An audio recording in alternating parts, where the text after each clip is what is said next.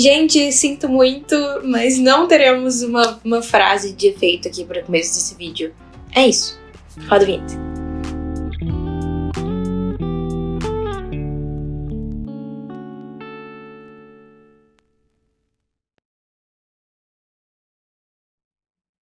Oi, gente! Eu sou a Lívia do Cabeceira e bem-vindos ao último vídeo, eu ia falar o último mês, ao último vídeo do mês de Chesterton. Desse mês específico, né? Quem sabe a gente faz mais um mês de Chesterton mais pra frente, porque a gente sabe que vocês amam Chesterton, assim como vocês amam Lewis e essa cúpula aí, né, de autores bem específica, né? Chesterton, Lewis, Tolkien e até o... como é que ele chama? O George MacDonald. Enfim, a gente sabe que vocês amam bastante Chesterton. E como cabeceira, eu também posso dizer que nós também, não como eu mesma, porque eu ainda tenho muito pouco repertório pra falar de Chesterton, se for comparar aqui, né, com os meus colegas cabeçudos. Por isso, hoje eu escolhi um livro dele pra falar pra vocês, que é A Inocência do Padre Brown. É o primeiro volume, né, de 5 dos contos sobre o Padre Brown que Chesterton escreveu. Mas quem é Padre Brown? Que personagem é esse, né? Por que Chesterton escreveu tantos contos sobre esse determinado personagem?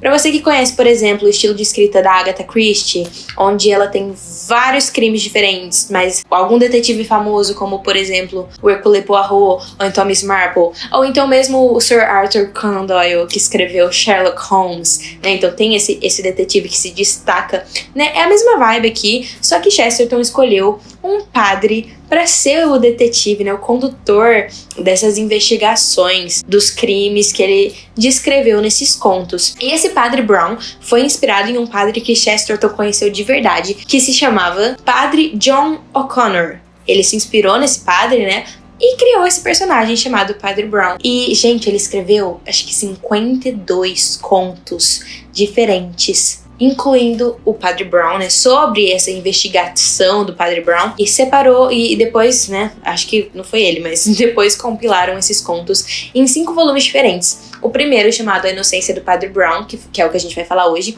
mas também tem outros como A Sabedoria do Padre Brown, A Incredulidade do Padre Brown, O Segredo do Padre Brown e O Escândalo do Padre Brown, né? São 5 volumes. Eu não cheguei nem perto de ler tudo isso, tá? Eu só li A Inocência mesmo.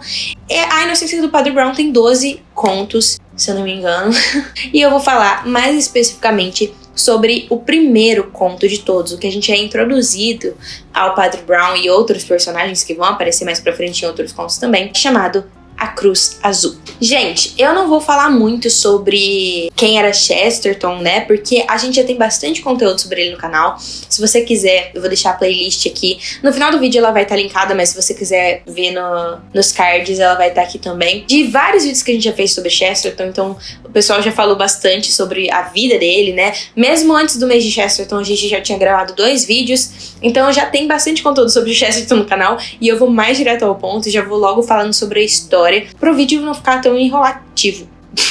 Nessa história, então, A Cruz Azul, que é o primeiro conto do primeiro volume, vai contar a história de um cara chamado Aristide Valentin, que era um policial francês, né, investigador, e ele tá atrás de um cara que ele considera ser o criminoso perfeito, porque ele consegue fugir da polícia, ele consegue não ser pego pela polícia, e esse cara chama Hercule também, Hercule Flambeau. Eu leio Flambeau, agora como se pronuncia fica a seu critério. Flambeau me lembra algum doce também, sei lá. Tipo flan. Tô muito doida nesse vídeo, meu Deus. Mas enfim, o Valentim tá atrás do Flambeau, que é ali o criminoso perfeito, porque ele acha que o Flambeau tá atrás de uma joia muito importante pra Igreja Católica chamada a Cruz Azul. E vai ter um congresso muito importante ali pra Igreja Católica, que eu não me lembro o nome, e ele tá muito preocupado com essa joia, e ele vai atrás, então, do Flambeau. Só que tem uma coisa, né?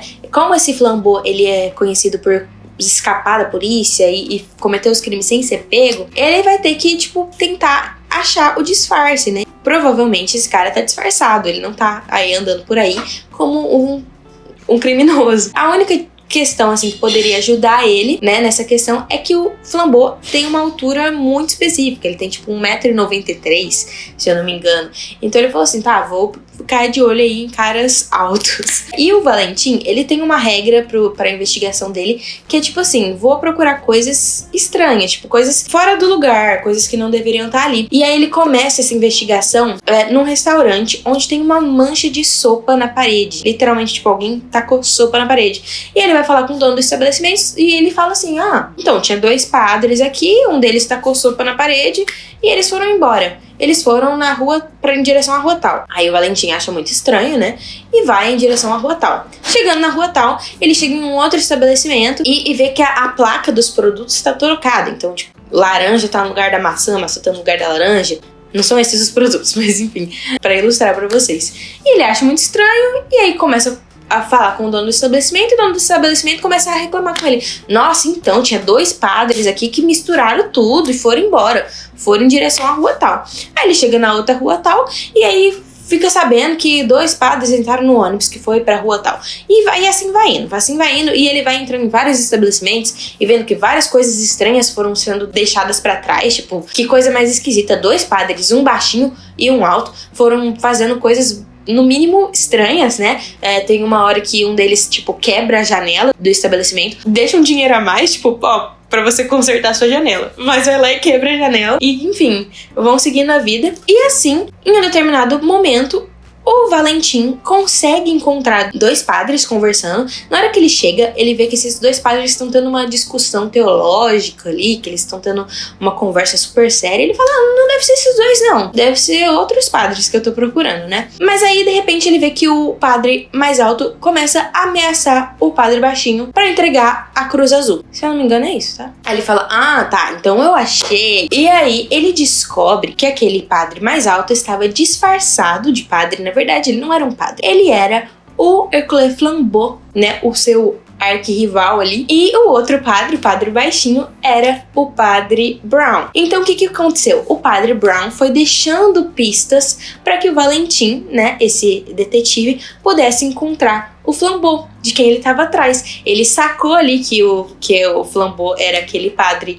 disfarçado e foi deixando pistas nos estabelecimentos para que o Valentim pudesse encontrar ele. E no final, é isso que acontece. Enfim, tudo dá certo. Basicamente, gente, esse é um resumo bem resumido da Cruz Azul, o primeiro conto do padre Brown. E aí a gente já tem uma ideia, né, que, por exemplo, não necessariamente os contos vão ser narrados a partir do ponto de vista do padre Brown, né? Nesse caso, a gente só viu o padre Brown lá pro final da história e a gente entendeu que ele teve um peso, sim, né, uma participação muito importante desde o começo, mas até então a gente não sabia, não mencionou o nome dele, não falou nada, ele só vai aparecer lá pro final. E a gente entende também que ele tem um jeito diferente de encarar as coisas, né? Ele não vai ser um detetive normal que a gente tá acostumado, né? Ele vai dar um jeitinho ali de resolver esses crimes, mas sempre também com uma lição de moral, sempre uma questão de, tipo assim, redenção, né? Uma chance de redenção pros criminosos, né? Porque como ele era um padre, ele tinha muito conhecimento das pessoas que iam, por exemplo, confessar, né? No confessionário.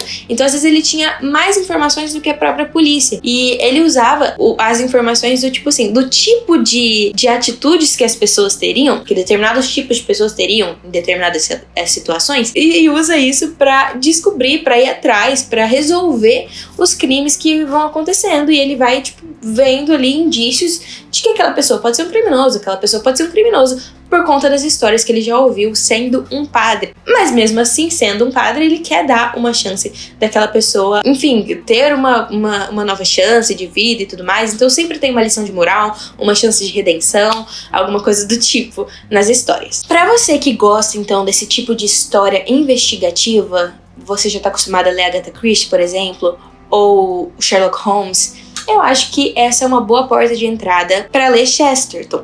Eu, por exemplo, não li mais nada de Chesterton. Já fiquei com vontade de ler algumas coisas assim, por conta dessas resenhas dos meus amigos. Mas eu nunca tinha lido nenhuma outra coisa, e por isso que eu escolhi começar pelo Padre Brown, porque eu achei que seria um gênero ali que eu conseguiria entender melhor, né? Ainda mais numa fase tão corrida da minha vida que eu tô.